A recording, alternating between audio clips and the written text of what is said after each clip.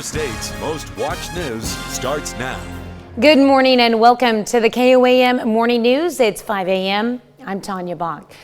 Well, you might want to bring a jacket with you as you head out the door because we have another cool, cloudy day ahead of us. Now here's Michael with the first look at the forecast. We do indeed, but let's also look on the bright side. We're almost done with our rain.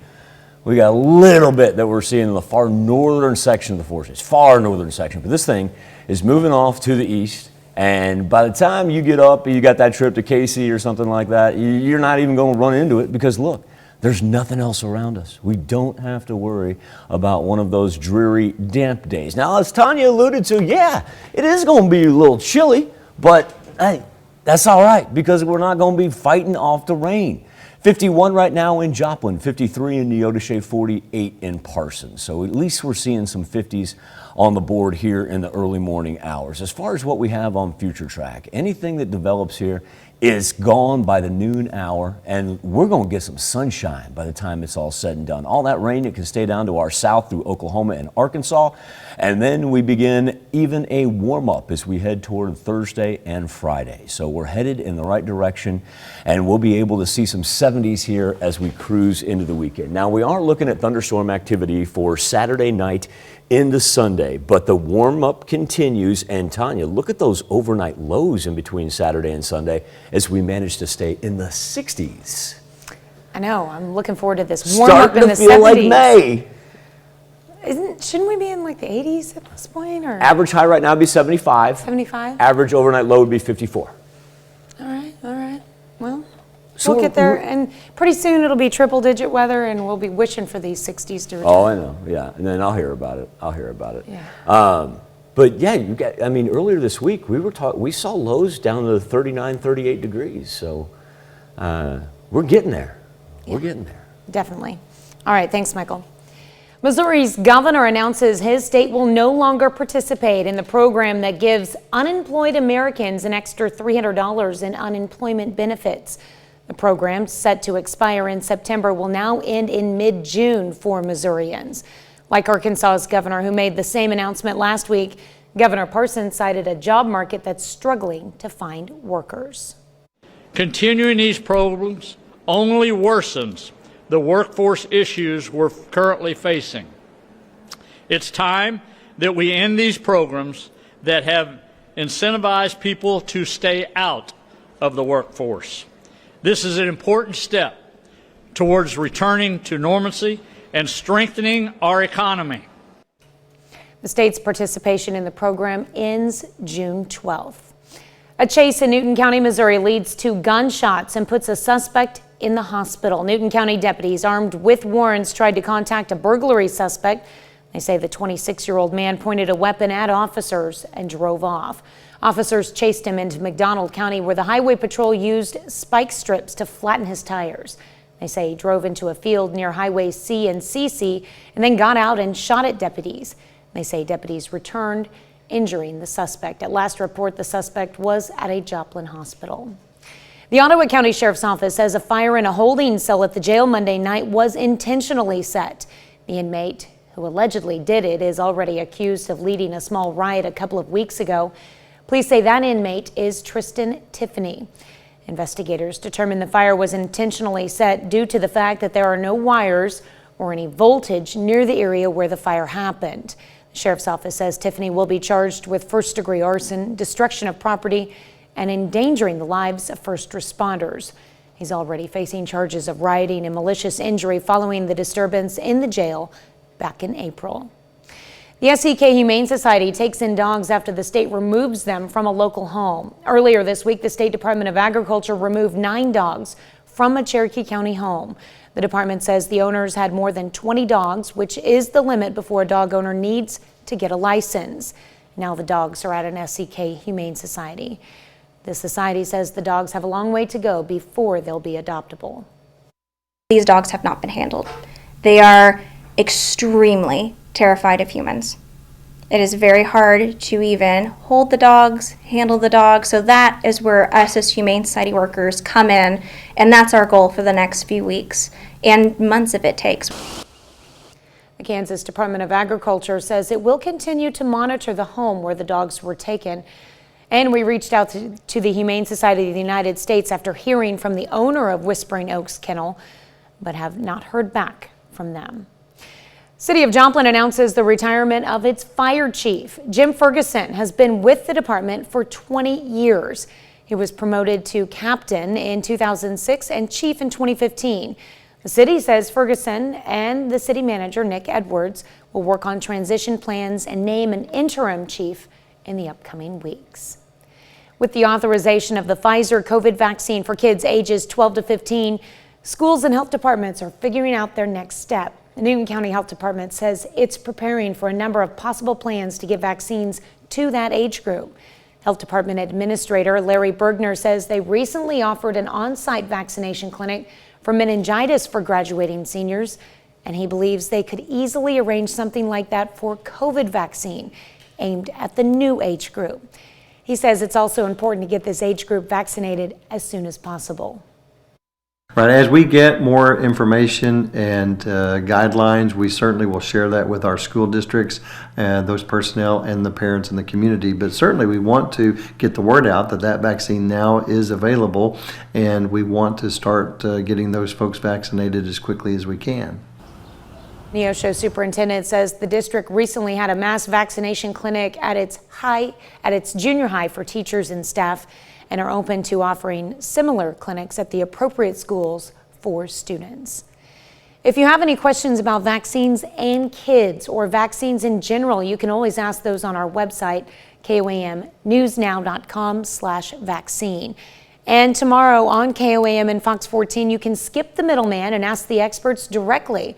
That's when we will host Vaccine Day.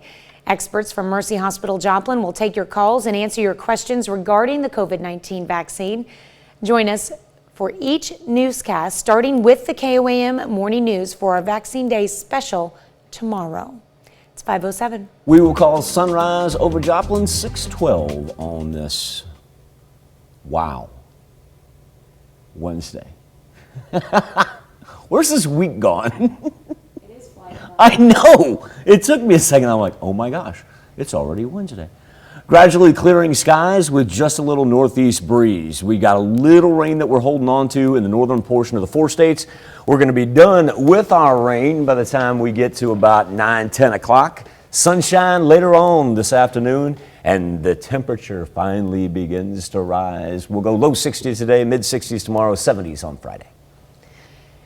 That's a look at this morning's top stories and weather in our first 7 minutes. Coming up on the KOAM Morning News, a message to parents with small children.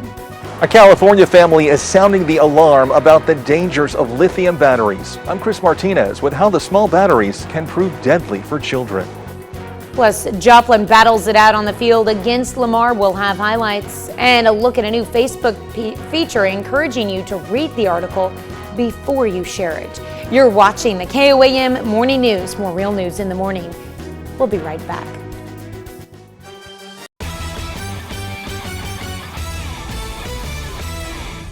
Southeast Lancers have been one of the best teams in Southeast Kansas all season long. Lancers in first place in the regional standings, a 15-4 overall record, and putting a 7-game winning streak on the line last night against Columbus.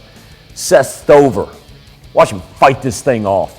RBI single puts Columbus up 2 after the first inning. Then Stover, well, he was also on the mound. Nice little pickoff move, nabs the runner at first. Stover out of the inning. He'll do so with the strikeout. 4 shutout innings, only allowed 2 hits. Oh, by the way, he also had 2 hits at the plate. In the 5th, Landon Midget goes to right field. That scores Stover. Doing everything. Then Colt Ungehauer. Well, might want to get you back up against the fence when Ungehauer hits that. He's in there for a double. He drove in 3 runs right there. Columbus, all business, snapped that Lancer 7-game win streak. Final score, 11-0. Tonight we came out, Seth threw well, threw strikes. We made the plays. Colt came in and finished. We got our 2 out hits. We still left more runners on than I wanted to. And that's another thing we've been working on is those situational hitting. But tonight we did get our 2 out hits and got our runs in. Joplin Eagles have won 3 of their last 4 Monday night on the road and beat Glendale 9-2. Last night, it was senior night for Joplin. Eagles back home and against Lamar. We're scoreless in the bottom of the third when David Fiskus hits the ground to the third. Throw to first is in time, ends the inning with a runner on third. Top of the fourth now, Cade Griffith takes off for second.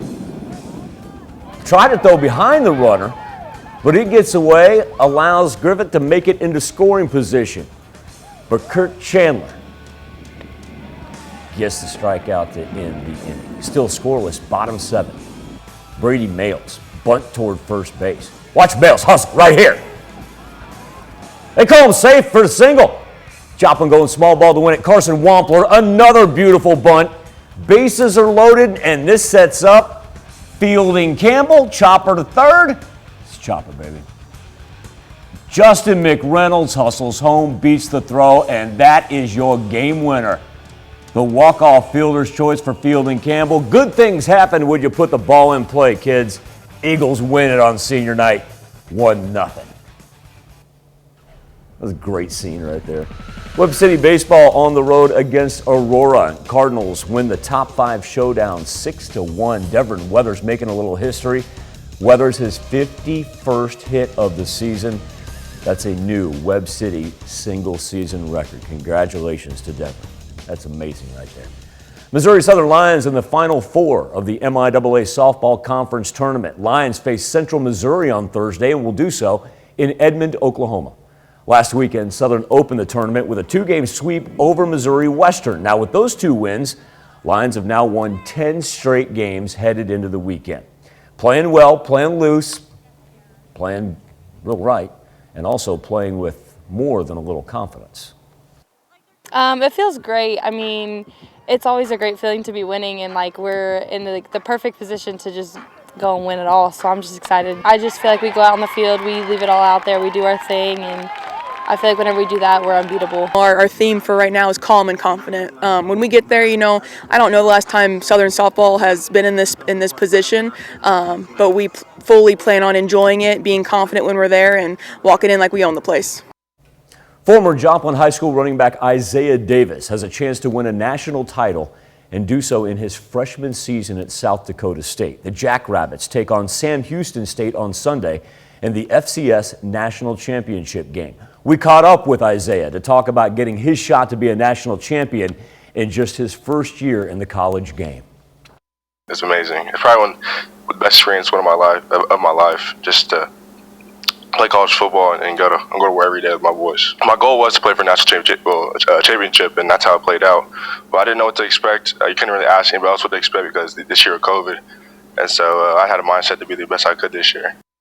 Isaiah Davis was the Gatorade Missouri Player of the Year his senior season at Joplin High School, and you can check out our full story and additional comments from Isaiah on our sports page. Just go to KOAMnewsnow.com. Still to come on the KOAM Morning News, a series of deadly rocket attacks. Rocket fire continues to rain down on southern Israel as the country prepares for a longer conflict. I'm Trey Yingst in Ashkelon, Israel. I've got the details coming up. And to check on our 7-day forecast when the KOAM Morning News returns. Couple minutes past 5:17, but they can't stop us from weather on the 7s. Here's what we've got going on. High pressure system hanging up here. High pressure system just on the east side of the Rockies. That's all we've got left before we're finally going to get a break from the rain and some sunshine here. Far northern counties just moving from west to east once again. But even by the time you get in the car and head toward Kansas City, it's going to be a thing of the past. Now we got to dispatch the cloud cover and get some sunshine. Do want to remind everybody that in Vernon County, Missouri, we have a flood warning for the Little Osage River that has been extended. It was set to expire this evening at about 6:30.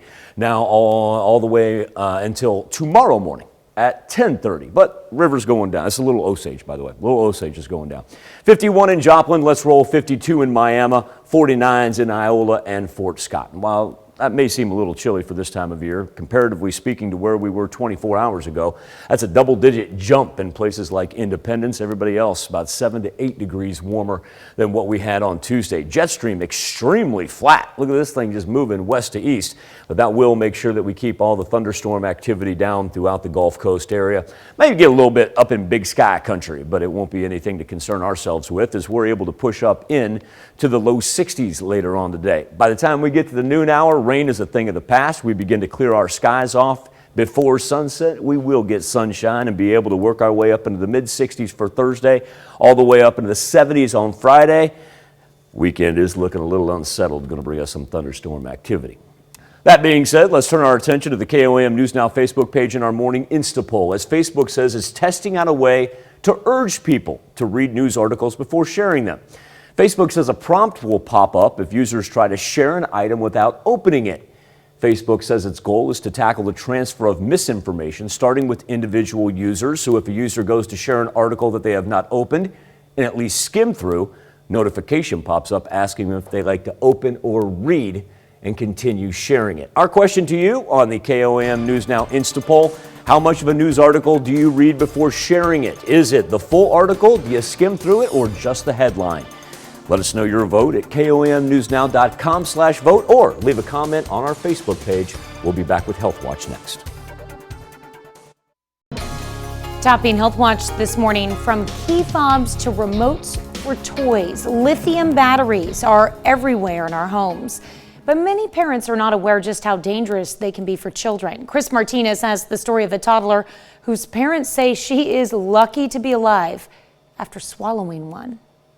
Evie Keynes was just over a year old when her family almost lost her. It's really a long road, and we're just taking it day by day. Kristen says 5 months ago, her daughter swallowed a small lithium coin battery about the size of a nickel that had fallen out of a toy. Even so, getting her to the hospital right away. She was in the hospital for a month almost. She was in the ICU for a week. Surgeons were able to remove the battery, but Evie's throat was severely damaged. The batteries can burn through a child's esophagus in as little as 2 hours and can even be deadly. The battery starts discharging electricity. It can cause enough damage that can lead to permanent disability.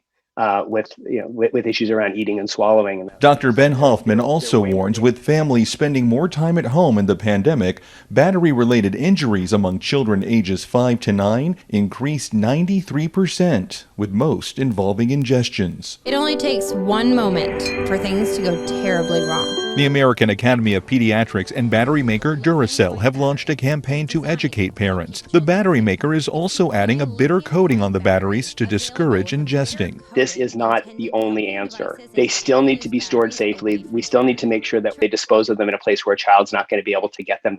Evie needs to undergo regular procedures to clear scar tissue from her esophagus. As horrific as this has been for us, we're the happy story in this. She has a long road to healing, but I get to hold her. And I know these parents that are just heartbroken. And it's so tragic because it's so preventable. She hopes other parents get the message. Chris Martinez, CBS News, Los Angeles. Parents and caregivers can download the lithium coin battery safety checklist on Duracell.com and healthychildren.org. Long-term use of prescription medications for insomnia does not appear to help middle-aged women get better quality sleep. U.S. researchers looked at nearly 700 women over 2 years and found no difference in sleep quality or amount of sleep between women who took medications and those who did not. College students face a lot of pressure and stress, and now new research shows therapy dogs may be the best medicine. Washington State University researchers found petting therapy dogs improved students' thinking and planning skills more than traditional stress management methods. That's a look at some of today's top health stories. You're watching the KOAM Morning News. You just freaked out every dorm RA known to man. They're like, look, I got to put up with these kids. Now I'm going to have to put up with these kids and a dog. Yeah, they probably have rules. They're like, you don't pay me enough for that.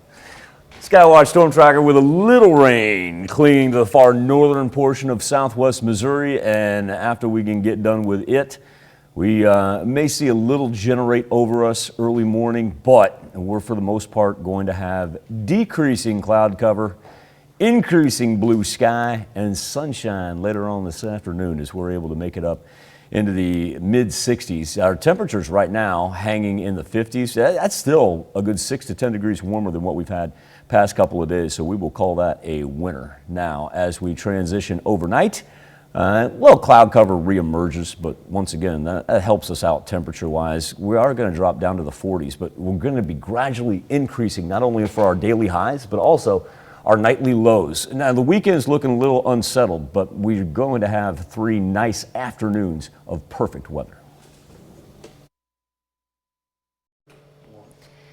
Good morning, I'm Tanya Bach with your KOAM News Update. A chase in Newton County, Missouri leads to gunshots and puts a suspect in the hospital. Newton County deputies armed with warrants tried to contact a burglary suspect.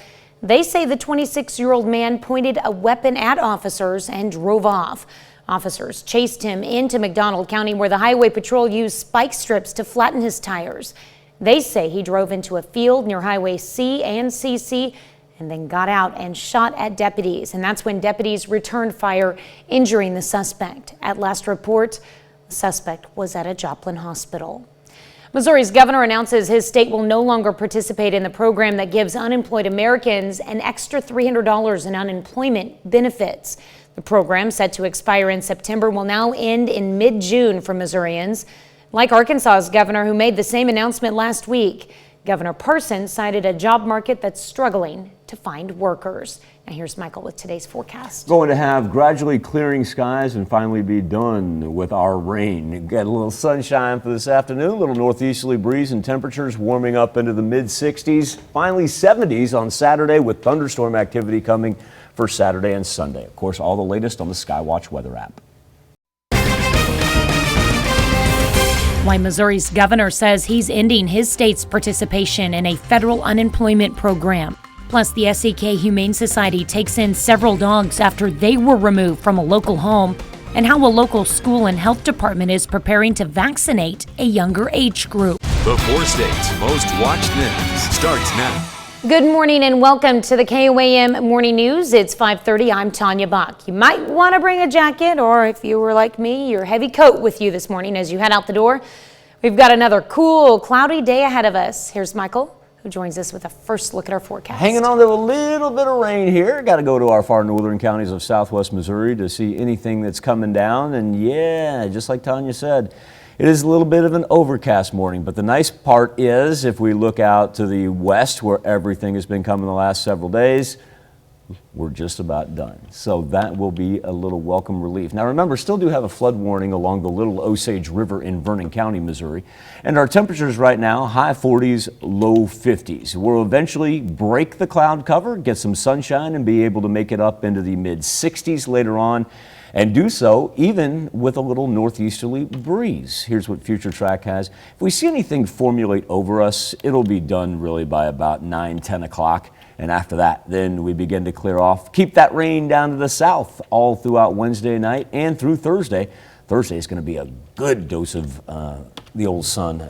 Going to be wonderful, wonderful Thursday. And really, most of Friday is going to be great as well. Now, Friday night, we're going to pick up a little bit of rain activity that will carry us into Saturday. Saturday and Sunday looking a tad bit unsettled here. We're going to get some thunderstorms for Saturday afternoon, evening, and carry us into Sunday. But look at that warming trend. At least our overnight lows are going to be in the 50s and 60s. All right. Well, I like the lows. That's nice. Yeah, and I'm telling you, it's going to be beautiful when it's in the 70s. After we're done this morning, we're rolling Wednesday. We're rolling all day Thursday. We're rolling the majority of Friday. Three mornings and afternoons that are going to be great. I don't even have to do any mowing, so that's the best. I got it done. Thursday's going to be a great opportunity to get outside and any yard work you need to get done. Ground's going to be nice and moist. At that point in time, the grass will have a chance to dry out. This is perfect weather for procrastinators who are waiting until Saturday and Sunday to finish their taxes. Right. And then they'll be like, there's thunderstorms, and I don't want to do that now. All right. Thanks, Michael. Missouri's governor announces his state will no longer participate in the program that gives unemployed Americans an extra $300 in unemployment benefits. The program set to expire in September will now end in mid-June for Missourians. Like Arkansas's governor, who made the same announcement last week, Governor Parson cited a job market that's struggling to find workers. Continuing these programs only worsens the workforce issues we're currently facing. It's time that we end these programs that have incentivized people to stay out of the workforce. This is an important step towards returning to normalcy and strengthening our economy. The state's participation in the program ends June 12th. A chase in Newton County, Missouri leads to gunshots and puts a suspect in the hospital. Newton County deputies armed with warrants tried to contact a burglary suspect. They say the 26-year-old man pointed a weapon at officers and drove off. Officers chased him into McDonald County, where the highway patrol used spike strips to flatten his tires. They say he drove into a field near Highway C and CC and then got out and shot at deputies. They say deputies returned fire, injuring the suspect. At last report, the suspect was at a Joplin hospital. The SEK Humane Society takes in dogs after the state removes them from a local home. Earlier this week, the State Department of Agriculture removed 9 dogs from a Cherokee County home. The department says the owners had more than 20 dogs, which is the limit before a dog owner needs to get a license. And now the dogs are at the SEK Humane Society, and the society says the dogs have a long way to go before they will be adoptable. These dogs have not been handled. They are extremely terrified of humans. It is very hard to even hold the dogs, handle the dogs, so that is where us as Humane Society workers come in, and that's our goal for the next few weeks and months if it takes. The Kansas Department of Agriculture says it will continue to monitor the home where the dogs were taken. We reached out to the Humane Society of the United States after hearing from the owner of Whispering Oaks Kennel, but have not heard back from them. With the authorization of the Pfizer COVID vaccine for kids ages 12 to 15, schools and health departments are figuring out their next step. The Newton County Health Department says it's preparing for a number of possible plans to get vaccines to that age group. Health Department Administrator Larry Bergner says they recently offered an on-site vaccination clinic for meningitis for graduating seniors. He believes they could easily arrange something like that for COVID vaccine aimed at the new age group. He says it's also important to get this age group vaccinated as soon as possible. Right, as we get more information and guidelines, we certainly will share that with our school districts, those personnel and the parents in the community. But certainly we want to get the word out that that vaccine now is available, and we want to start getting those folks vaccinated as quickly as we can. Neosho superintendent says the district recently had a mass vaccination clinic at its junior high for teachers and staff and is open to offering similar clinics at the appropriate schools for students. Well, if you have any questions about vaccines and kids or vaccines in general, you can always ask those on our website at KOAMnewsnow.com/vaccine. And tomorrow on KOAM and Fox 14, you can skip the middleman and ask the experts directly. That's when we will be hosting Vaccine Day. Experts from Mercy Hospital Joplin will take your calls and answer your questions regarding the COVID-19 vaccine. Join us for each newscast, starting with the KOAM Morning News for our Vaccine Day special, and that's tomorrow. That's a look at our top news stories coming up this half hour on the KOAM Morning News. How a New York cop used ducklings to lure Mama Duck to Central Park for their reunion. Plus, Prime Minister Benjamin Netanyahu says Israel will step up its attacks following deadly rocket attacks. We'll have the latest there, but first, it's 5:37. It's going to be a good looking late morning and afternoon. We got a little rain in the northern portion of southwest Missouri, but as it kicks out, the forecast for the next several days for any outdoor activity just looking pristine. We're going to get a whole lot of sunshine and a warming trend on top of that will finally lift us up into the 70s by Friday afternoon. We'll come back and do World Watch next. Good Wednesday morning. Michael Hayslip with you in the Skywatch Weather Center. After a little light rain in the far northern counties of southwest Missouri, we're going to have gradually clearing skies and finally begin a warm-up that'll make it feel at least like it should be in the middle of May by the time we get to the end of the work week. Back to back to back wonderful mornings and afternoons from Wednesday through Friday. Thunderstorm activity over the weekend, all the latest on the Skywatch Weather app. Topping World Watch, Prime Minister Benjamin Netanyahu says Israel will step up attacks against Hamas militants in the Gaza Strip following a series of deadly rocket attacks. Trey Yingst has more from Ashkelon, Israel. No end in sight to the cross-border fighting between Israel and Hamas militants.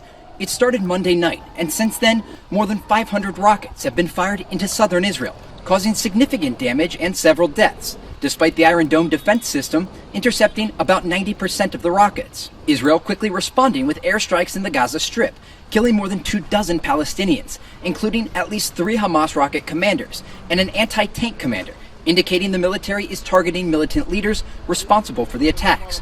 And Prime Minister Benjamin Netanyahu says he expects the fighting to escalate in the coming days. Hamas will now receive blows that it did not expect, and I know that this also involves patience and a certain sacrifice on your part, citizens of Israel. Tensions have been building here for weeks, but they took a violent turn on Monday when heavy fighting broke out between Palestinians and Israeli police at the Al-Aqsa Mosque in Jerusalem. Israel says it was trying to secure the area for a planned Jerusalem Day celebration. But Palestinians claim they're in danger of being cut off from the mosque, Islam's third holiest site. And Hamas says they'll keep fighting and switch to long-range rockets if Israeli forces don't withdraw from the site. We feel that we are so weak when we see all this happening, but I hope that we will feel some power in creating a different reality here. The Israeli military says it's called up 5,000 additional troops as it increases its presence along the Israel-Gaza border. On Tuesday night, Hamas also targeted Tel Aviv, firing more than 100 rockets toward the city and its suburbs. Russians mourning victims of a school shooting in the city of Kazan. The violence unfolding on Tuesday. At least 9 people, including 7 children, were killed after a lone teenage gunman opened fire in a school. Residents brought flowers and toys to the school in the aftermath of the shooting. The incident is the deadliest school shooting in Russia since 2018. When a college student in Russian-annexed Crimea killed 20 people before turning his gun on himself. Precious jewelry belonging to the Italian royal family sells for more than $1 million at an auction in Switzerland on Tuesday.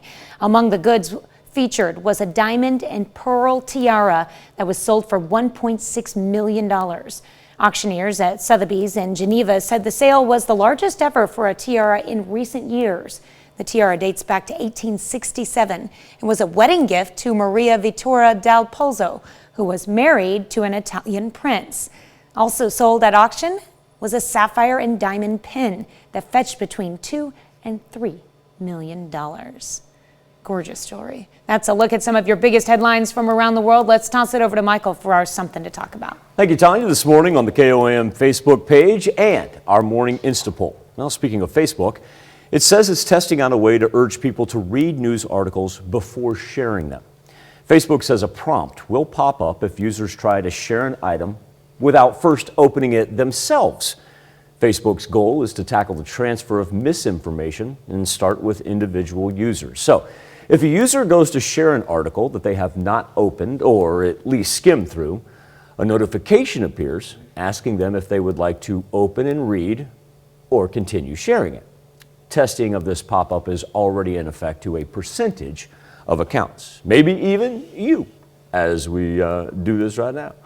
Our question, how much of a news article do you read before sharing it on social media? Got 3 options for you on our Instapoll. It's the full article, skim through it, or just the headline.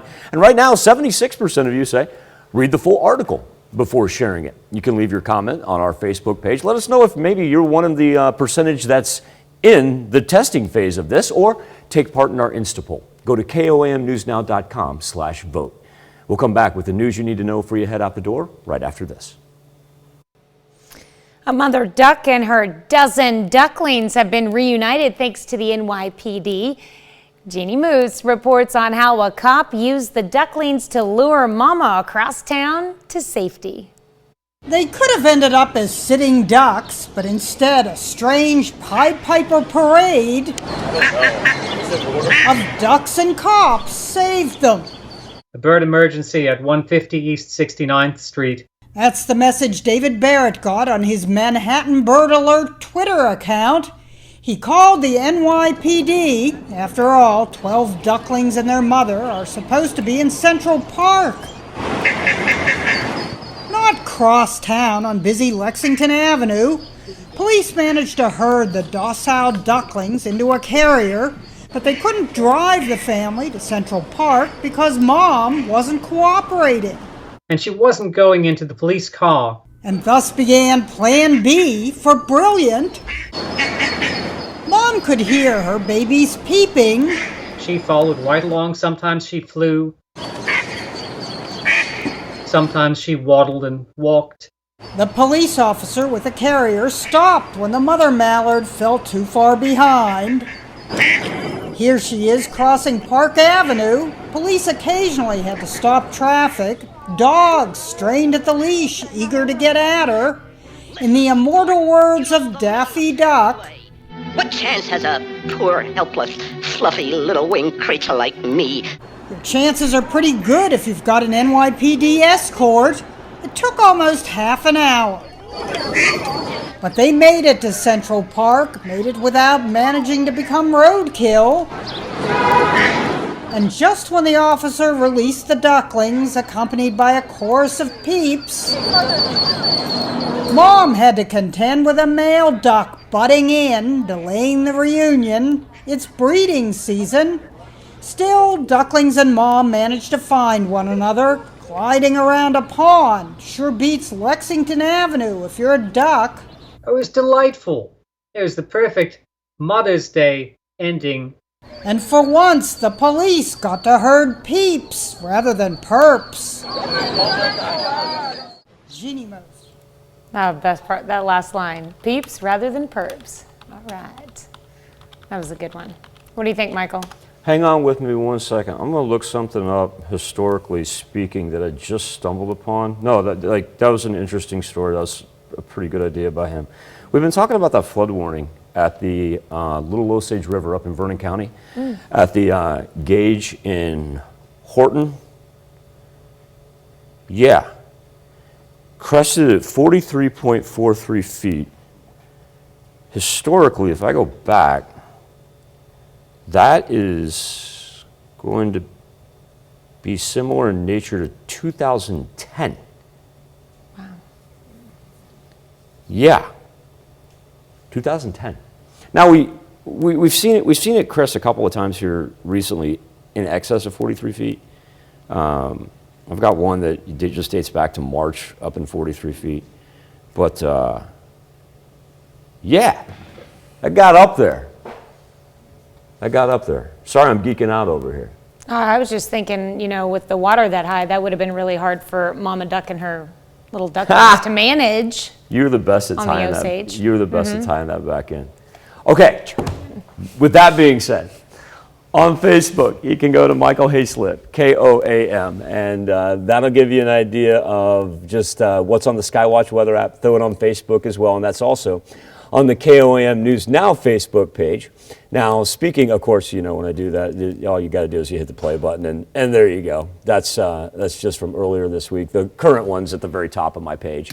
Now, if you go to the KOAM News Now Facebook page, our question this morning, whether it be on the Insta poll or on our Facebook page.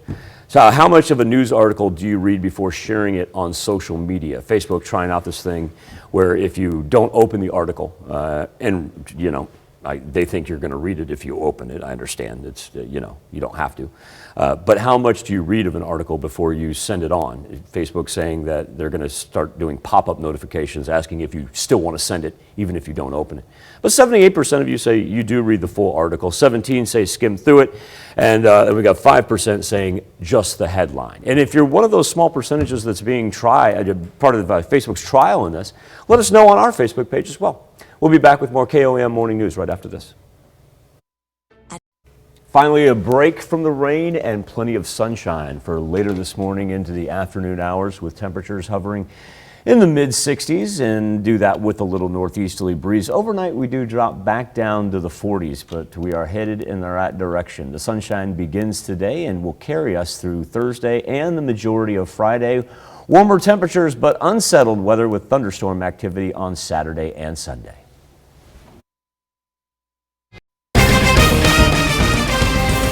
Why Missouri's governor says he's ending his state's participation in a federal unemployment program. Plus, the SEK Humane Society takes in several dogs after they were removed from a local home, and how a local school and health department is preparing to vaccinate a younger age group. The 4 states' most watched news starts now. Good morning and welcome to the KOAM Morning News. It's 6 a.m. I'm Tanya Bach. You might want to bring your jacket or something a little heavier with you as you head out the door today. We've got another cool one ahead of us. Now here's Michael with a first look at the forecast. A little rain that we're clinging to as well for our northern counties of southwest Missouri, but we are just about done with it. And after that, we can just sit back and wait for the clouds to part. But as Tanya said, it is a little chilly out there. Temperatures in the low 50s, even some high 40s. In Fort Scott and Nevada, where it's 48, 50 right now in Joplin, 51 in Miami. But our day planner is going to bring us finally a good dose of sunshine that we've been awaiting for, and nice little northeasterly breeze, just 5 to 10 miles per hour, so it won't even put much of a bite in the air.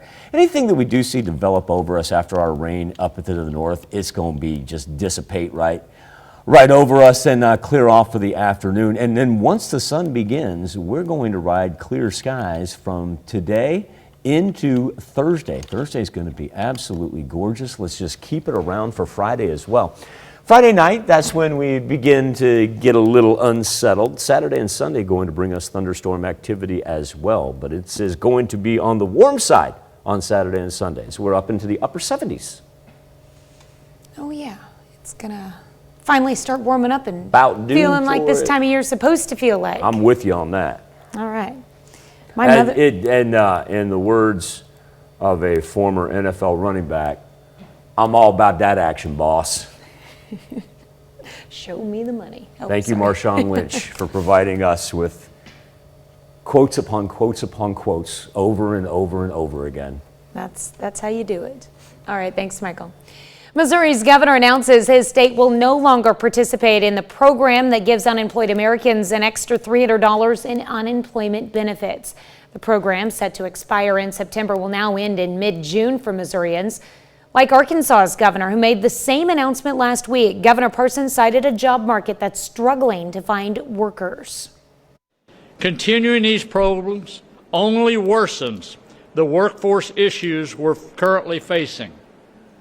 It's time that we end these programs that have incentivized people to stay out of the workforce. This is an important step towards returning to normalcy and strengthening our economy. The state's participation in the program ends June 12th. Ottawa County Sheriff's Office says a fire in a holding cell at the jail Monday night was intentionally set. The inmate who allegedly did it is already accused of leading a small riot a couple of weeks ago. Police say that inmate is Tristan Tiffany.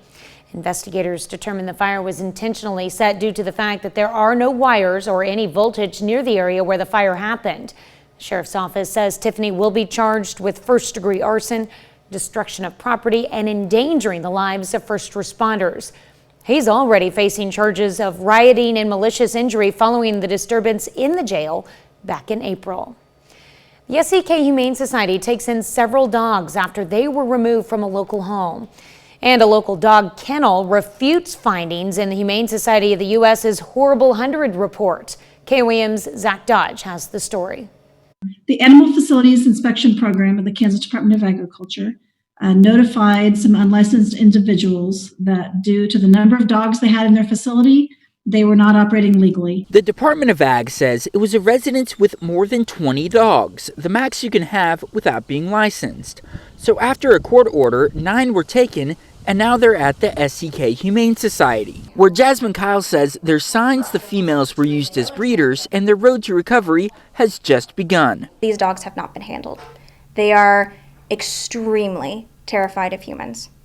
It is very hard to even hold the dogs, handle the dogs, so that is where us as Humane Society workers come in. She says it's a situation that happens more than it should and can be seen even at licensed facilities. The Humane Society of the U.S. put out their Horrible 100 report, highlighting what they say are 100 problem puppy sellers. 7 were listed in Kansas. These are just the identified cases. So always keep your eyes and ears open. You know, if you see a barnyard outlet and you see dogs in cages and units, that's a big red flag. One listed is Whispering Oaks Kennel in Coffeyville, where the Humane Society says they photographed dogs in crowded cages and outdoor enclosures that weren't structurally sound, creating a concern during inclement weather. But the owner refutes that. Owner Christy Hilliard tells us her cages outside are anchored, her dogs have 34 acres to run and play on, and aren't crowded when they are inside. She follows all the laws and regulations and works hard to make sure her dogs are happy and healthy. She also mentioned that the USDA just inspected her facility and that no issues were found, something the Humane Society report backs up. She tells us that she knows there are bad breeders out there, but she isn't one of them. In Crawford County, Zach Dodge, KOAM News. The Kansas Department of Agriculture says it will continue to monitor the home where the dogs were taken. And we reached out to the Humane Society of the United States after hearing from the owner of Whispering Oaks Kennel, but have not heard back from them.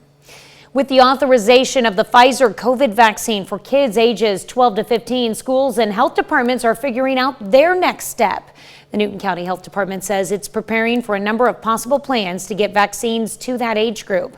Health Department Administrator Larry Bergner says they recently offered an on-site vaccination clinic for meningitis for graduating seniors, and he believes they could easily arrange something like that for COVID vaccine aimed at the new age group. He says it's also important to get this age group vaccinated as soon as possible. Right, as we get more information and guidelines, we certainly will share that with our school districts, those personnel and the parents in the community. But certainly we want to get the word out that that vaccine now is available, and we want to start getting those folks vaccinated as quickly as we can. Neosho's superintendent says the district recently had a mass vaccination clinic at their junior high for teachers and staff and are open to offering similar clinics at the appropriate schools for students. Well, if you have any questions about vaccines and kids or vaccines in general, you can always ask those on our website at koamnewsnow.com/vaccine. Tomorrow on KOAM and Fox 14, you can skip the middleman and ask the experts directly. That's when we'll host Vaccine Day. Experts from Mercy Hospital Joplin will take your calls and answer your questions regarding the COVID-19 vaccine. Join us for each newscast, starting with the KOAM Morning News for our special Vaccine Day on tomorrow morning. Yes, 6:07. Going to have plenty of sunshine this afternoon. It's going to be a nice welcome relief now that the rain for the most part will be a thing of our past. Temperatures still cooler than what we'd think for the middle of May. We'll go mid-60s, but get outside and enjoy this because we're going to roll the good category Wednesday, Thursday, and Friday. Now Saturday you go, well, Saturday afternoon's not going to be bad. It's later on in the afternoon and evening hours that we develop thunderstorm activity. But I'm telling you, Wednesday through Friday are going to be hard to beat. All right. Yep, definitely going to be hard to beat. And that's a look at this morning's top stories and weather in our first 7 minutes. Coming up on the KOAM Morning News, long lines at the gas station. Panic buying at the pump. I'm Laura Podesta with where you're most likely going to see gas lines as problems with the Colonial Pipeline continue. Plus, a look at some of the incentives governors are offering to get people vaccinated. And it's been nearly 40 years since Cats became a Broadway sensation. We're going to tell you where you can catch a special anniversary stream of the original production this Friday. You're watching the KOAM Morning News, more real news in the morning. We'll be right back. Julianne Moore is a woman struggling with memories of her late husband in the upcoming horror series Lizzie's story. And Matt Damon is a dad who travels across the world to help free his daughter in the first trailer for Stillwater. Chris Martinez has those stories and more in today's Eye on Entertainment. A woman remembers repressed memories of her late husband in the upcoming Apple TV Plus limited series, Lizzie's Story. Scott had a history of becoming unstuck to reality. Where'd you go? He called it being gone. The series is based on Stephen King's best-selling romantic horror novel of the same name. It follows Lizzie Landon, played by Julianne Moore, who faces a series of unsettling events 2 years after her husband's death. Lizzie's Story premieres on Apple TV Plus in June. Disney on Broadway has announced 2 shows will return to the stage this September. The Lion King returns to Broadway September 14th, and Aladdin resumes performances September 28th. Both musicals will return 18 months after the coronavirus pandemic forced them to shut down. Tickets are on sale now. Tiffany Haddish is teaming up with Cedric the Entertainer to prank some unsuspecting siblings in an all-new episode of Kids Say the Darndest Things. What are you guys talking about? Twin magic. What's twin magic? Show us that. Well, twin magic, you can't really see or do, it just happens. Catch Kids Say the Darndest Things tonight on CBS. And Matt Damon is a father desperate to clear his daughter's name in the upcoming drama, Stillwater. Allison came here for college, and that's where she met this girl, Lena. One night she found Lena dead and called the police. Damon plays an American oil worker from Oklahoma who travels to France to see his estranged daughter, played by Abigail Breslin, who's charged with a murder she says she didn't commit.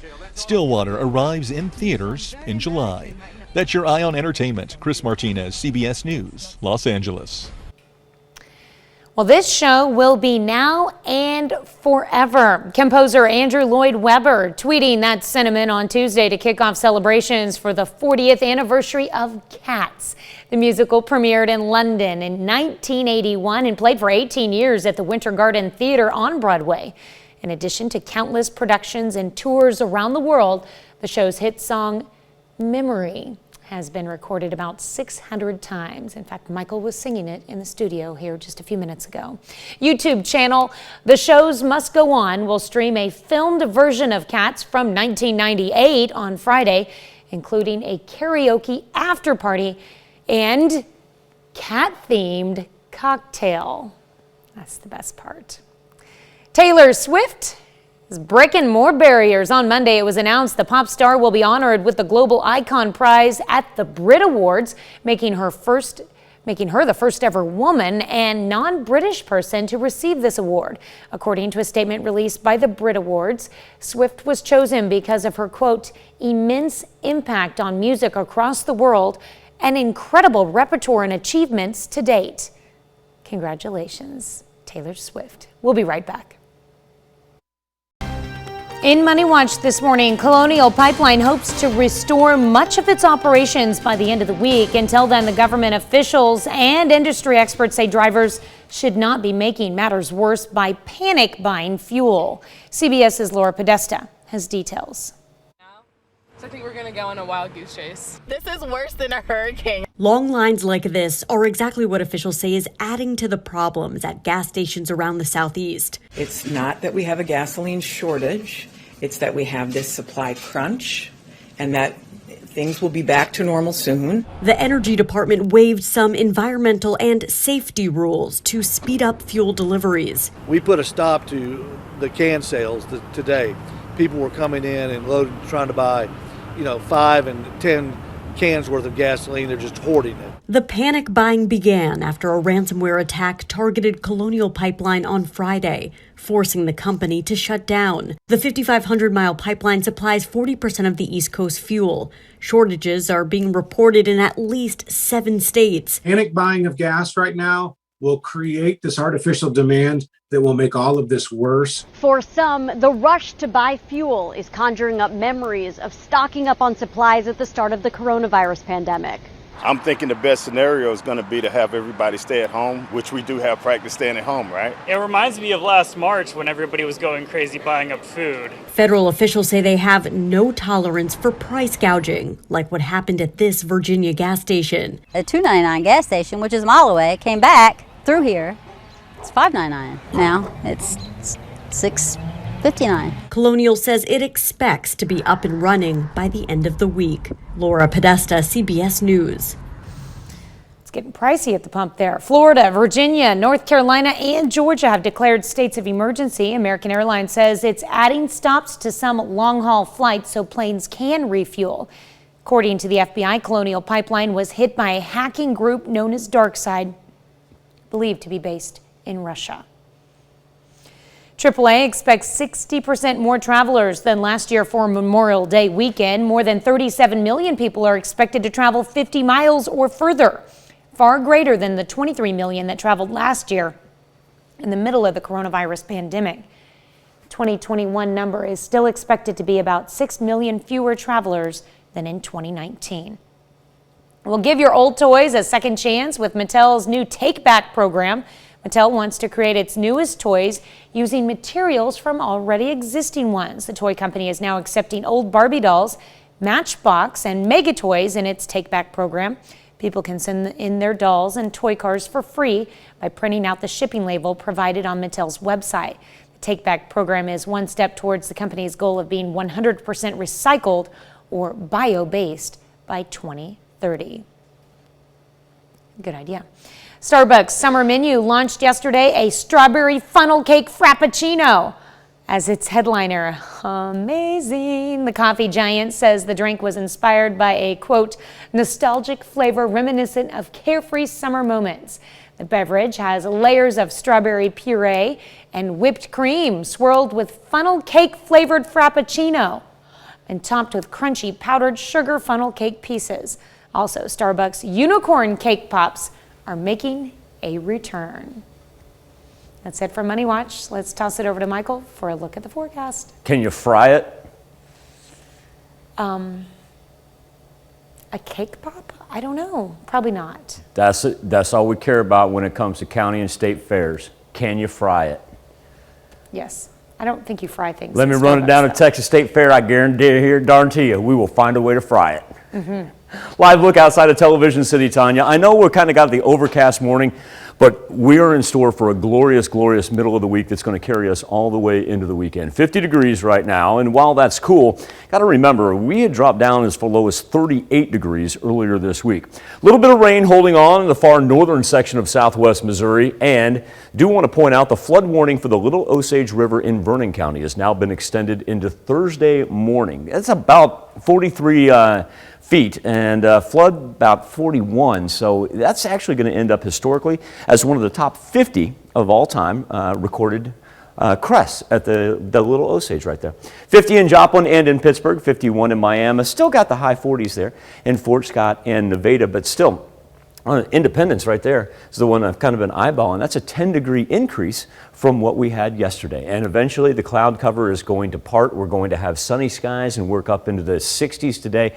And then look at our warming trend. Thursday afternoon, Friday afternoon, and the mornings are going to be absolutely delightful. Yeah, we got thunderstorm activity on Saturday and Sunday, so get out and enjoy the next 3 days. We'll be back with more KOAM Morning News right after this. Topping Health Watch this morning, as the vaccination rate decreases, states are getting creative in how they entice people to get their shots. Vaccine hesitancy has gone down since the shots first started rolling out. But as Fox News correspondent Brian Linus reports, there are still some people who say they definitely will not be getting vaccinated. Vaccine hesitancy is hampering efforts to get as many Americans vaccinated as fast as possible. A poll by the Associated Press NORC Center found about 1 in 5 people who remain unvaccinated say they probably or definitely won't get vaccinated. That's down from about a third in January, meaning those who were reluctant at first are becoming more open to the shots. Health experts say hesitancy can be addressed by countering misinformation about the vaccines. Really, we should have started the conversations very early about what went into it. especially around the extensive amount of work that went into it from previous years. Many states are now offering incentives to get the shot as the vaccination rate slows down. Free beer, baseball tickets, and even college scholarships are just some of the strategies governors are using to encourage people to roll up their sleeves. Every time somebody has a good idea, I heard about hunting and fishing licenses, I'm on it. So every time somebody has a good idea, we're deploying it. Meanwhile, some of the youngest Americans yet to get vaccinated got their first shots on Tuesday, just one day after the FDA authorized Pfizer's vaccine for 12 to 15-year-olds. I look forward to having a little bit more freedom to do stuff, and I look forward to going to camp this year because last year it got canceled, and so I'm excited to go there and see all my camp friends. As for even younger children, Dr. Anthony Fauci says we should have enough information to vaccinate children of all ages by the end of the year. That's a look at some of today's top health stories. You're watching the KOAM Morning News. We can finally sit back and enjoy a nice late morning and afternoon of sunshine. We're clinging to a little rain in our far northern counties, and we may have a little bit develop over us later here in the next hour or two. But by the time we get to 9, 10 o'clock, we are done. And if you want to get outside really for the next 3 days, it is going to be absolutely perfect to do so. Temperatures today in the low to mid 60s. Overnight lows dipping back into the 40s, but look at our daily highs. Making its way toward 80 degrees with some thunderstorm activity coming over the weekend.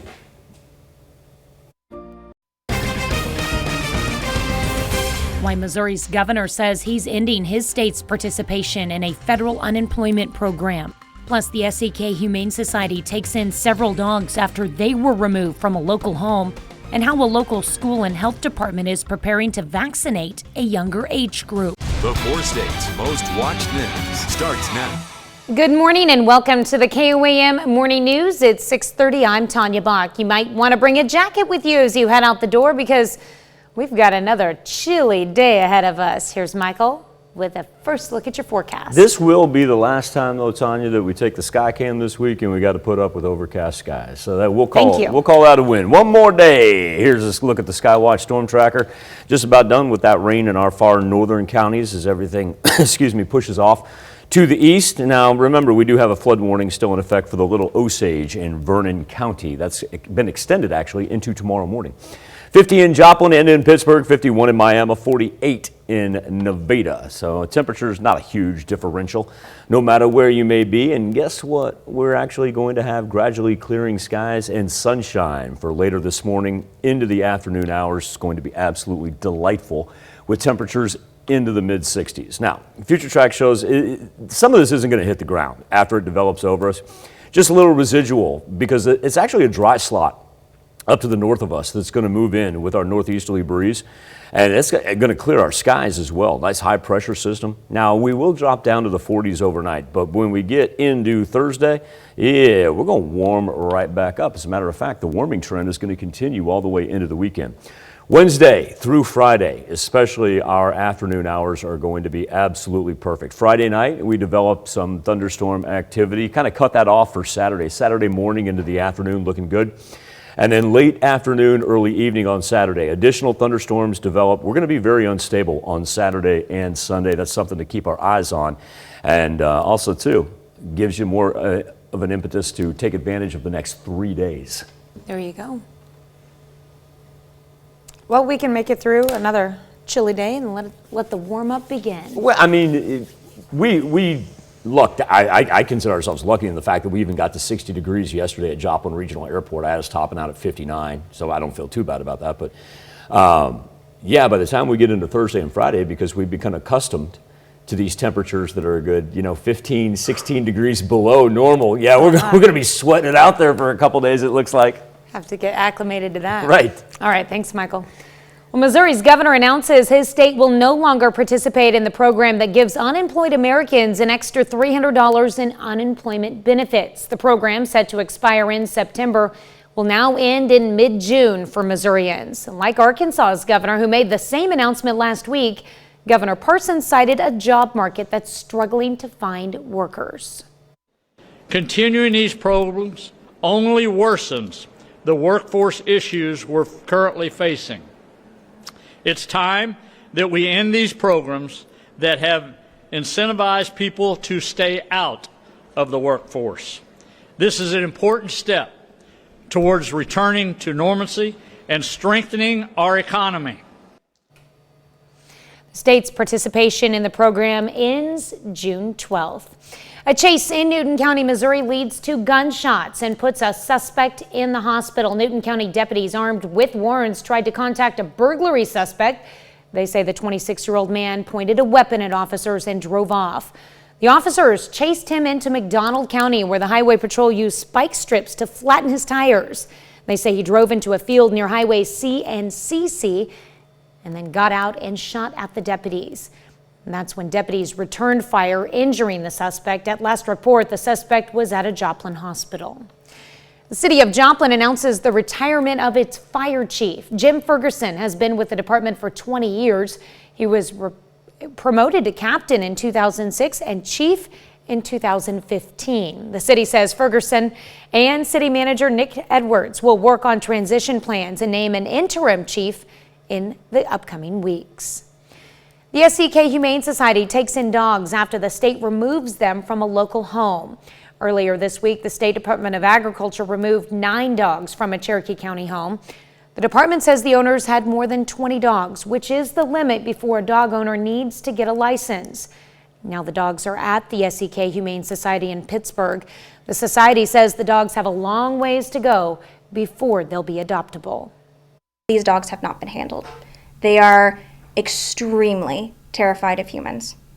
It is very hard to even hold the dogs, handle the dogs, so that is where us as Humane Society workers come in, and that's our goal for the next few weeks and months if it takes.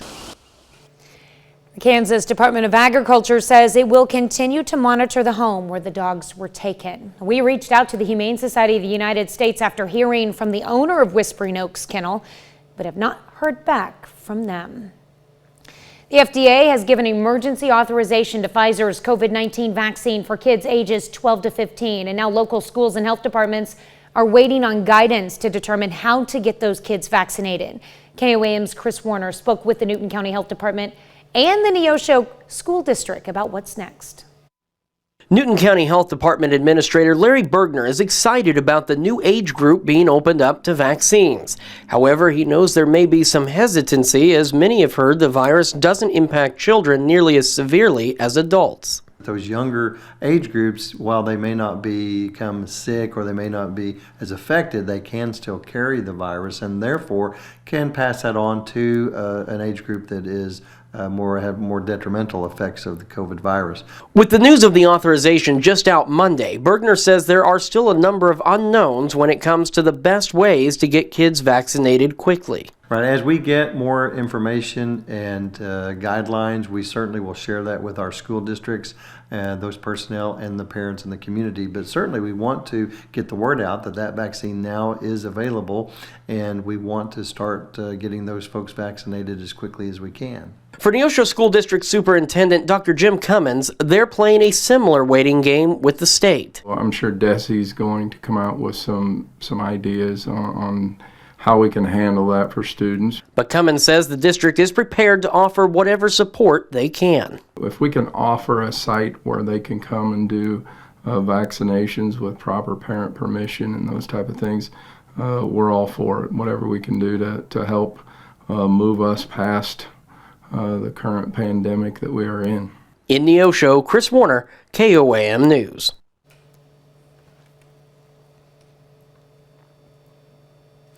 Tomorrow on KOAM and Fox 14, you can skip the middleman and ask the experts your questions directly. That's when we'll be hosting Vaccine Day. Experts from Mercy Hospital Joplin will take your calls and answer your questions regarding the COVID-19 vaccine. You can join us for each newscast, starting with the KOAM Morning News for our Vaccine Day special. And that's tomorrow. That's a look at our top news stories coming up this half hour in the KOAM Morning News. A House vote today. House Republicans will vote today on whether to remove a party leader from a key post. I'm Laura Podesta with what the future holds for Wyoming's Liz Cheney. Plus, for our Something to Talk About, we're asking, how much do you usually read of a news article before you share it on social media? we let you weigh in. But first, it's 6:37. Gradually clearing skies and don't have to worry about the rain today. So that will be a nice welcome relief. Temperatures in the mid-60s by the time we're all said and done with a northeasterly breeze. Then we set up for a Thursday and a Friday that are going to be absolutely delightful until thunderstorm activity arrives over the weekend. We'll be back with Nation Watch next. Topping Nation Watch this morning, House Republicans are set to vote today whether Wyoming Representative Liz Cheney will remain as the number 3 GOP member in the House. CBS News' Laura Podesta explains why many of her colleagues want her platform to be given to someone else. Congresswoman Liz Cheney's persistent, vocal opposition of former President Donald Trump could very well result in her losing her spot as the House Republican Conference chair today. We face a threat America has never seen before. A former president who provoked a violent attack on this Capitol in an effort to steal the election. Yesterday, in a last bid to convince her Republican colleagues not to oust her in a vote this morning, Cheney said she cannot stand by and watch Mr. Trump continue to spread falsehoods. Millions of Americans have been misled by the former president. They have heard only his words, but not the truth. House Minority Leader Kevin McCarthy has made it clear the only way he thinks the GOP can win a House majority in the next election is if they stand unified. He circulated this letter telling members it's clear that we need to make a change. The vote today needs a simple majority of the 213 Republicans in the conference to remove Cheney from her post. However, a handful are supporting her. What she is being removed for is making it uncomfortable and being consistent. And God bless her for having the consistency to tell the truth. New York Congresswoman Elise Stefanik is the only candidate named so far to replace Cheney as conference chair. Laura Podesta, CBS News. The vote to remove Cheney is expected to happen by secret ballot this morning at the closed-door Republican Party conference meeting. She survived a similar vote in February, but this time there is more support in the party for her removal. A source tells CBS News there will be a candidate forum for potential replacements tomorrow, with an election on Friday. Kentucky Derby winner Medina Spirit will be allowed to run in the Preakness this Saturday if the horse passes an additional round of drug tests.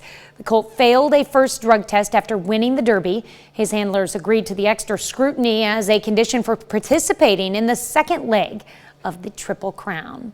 That's a look at today's top national stories. Let's check back in with Michael for our Something to Talk About. I say this in not in jest, in all seriousness, but you know why Medina, oh, you left me. I wasn't on camera. I know. I was going to take double boxes with you. I was going to explain to you. Now, wait, don't. Do you know why Medina Spirit is going to run? Over NBC Sports' corpse will that horse not run. That sounds horrible. It's all about the viewership. You understand what I'm saying, though, right? Is. Right. I mean, the Preakness, everybody watches the Preakness to see if the Derby winner wins it, and then we can start talking about the Belmont. But yeah, NBC Sports gonna make sure, do everything in its power to make sure that horse is in that race. Think about the coverage. Yeah, absolutely. All right, coincidentally, our Facebook is about Facebook, because Facebook is now prompting users to see if they want to share an article before they open it and read it. And our question to you is, how much of a news article do you read before sharing it on social media? And right now, 71% of you say you read the full article. 20%, yep, say you skim through it. But only 8% just say just the headline, and then you'll send it on. And if you're one of the ones that's part of this Facebook trial, please feel free to leave us a message on our KOAM News Now Facebook page and let us know how it's going. We'll be back and celebrate birthdays and anniversaries next.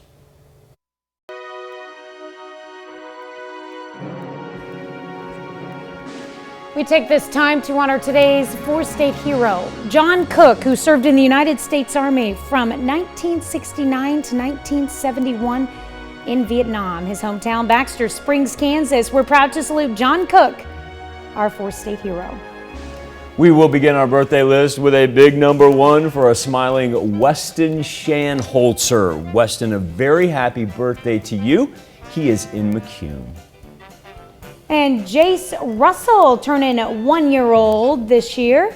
Jace is in Erie, Kansas. Love mommy and daddy. All right, we got the Cook twins. They are now 4. We're going to start with Miss Keeley, a smiling Miss Keeley. Happy birthday to you, Keeley. And if Keeley's 4, we know that Kinsley is also celebrating her 4th. Well, I tell you what, Keeley and Kinsley just with 2 great smiles right there. Happy birthday, kiddos. They're in Carthage. Hayden Markley is 7 strong this year. Hayden celebrating in Golden City, Missouri. Chase McCullough, he is now 11. Chase, I want you to have a marvelous day. He is off to school in Lamar. All right. Jordan Evans celebrating birthday number 14 this year in Springdale, Arkansas. Landon Wheat, he's got a 15th birthday. Sharp-dressed dude right there. Happy birthday to you, Landon. And I want you to know these birthday wishes come from Mom, Dad, Ethan, Aiden, and your grandparents. Landon's in Parsons. You want that next one? Yeah, I do. All right, Lyd, you know special love from the Hayslip family. Absolutely have adored you and your family. You got to remember, last year when we did this picture, it was her behind the wheel of a car. And so that scared me to death. And now I look at her, 18 years old. Lydia, you've just been a marvelous kid, and you're going to be a marvelous young woman as well. A very happy birthday from all of us. She's in the knack. I knew it. First time I met Lyd, we needed a pitcher. I don't know why we didn't have a pitcher that weekend, but we needed one. And I'm warming up this girl. I'm like, "What's your name, kid?" She's like, "I'm Lydia Pyle." I'm like, "You Hat's sister?" She goes, "Yeah." I'm like, "Go get him." She went out there and pitched a doubleheader for her. Nice. All right, happy birthday, Lydia. This is a cool one right here. Yeah, Christina Snishova. I don't know how to say the last name. Christina, I will take apologies on that one because I just saw that where she was from. This is great. She's from the Czech Republic, a senior exchange student in Moraine, Kansas. How cool. Well, Christina, I really hope you've enjoyed your time here, and thank you for bringing your culture to the 4 states as well. That's tremendous. that is really cool. Really Happy cool. birthday number 19, Christina. And also happy birthday number 19 to Hunter Mapes, who's celebrating in Franklin, Kansas. Heather Boyle, she is celebrating her 32nd birthday. Heather, a very happy birthday to you in Joplin.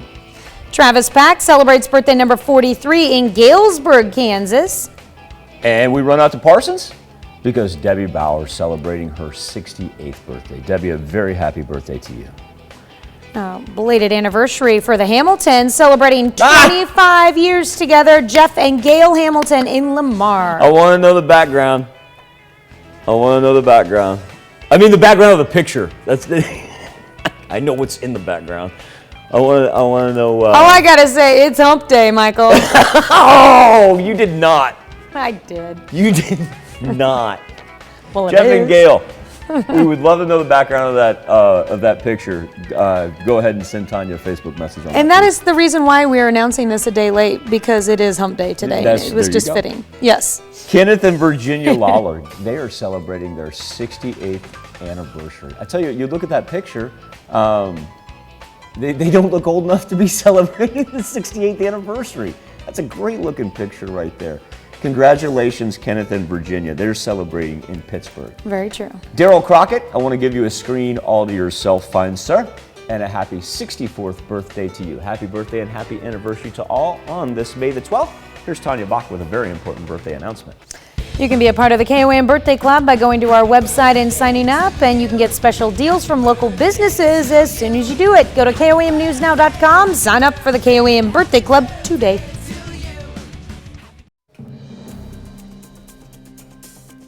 Here's a check of today's top headlines, the news you need to know before you head out the door. A federal judge dismisses the NRA's bankruptcy case.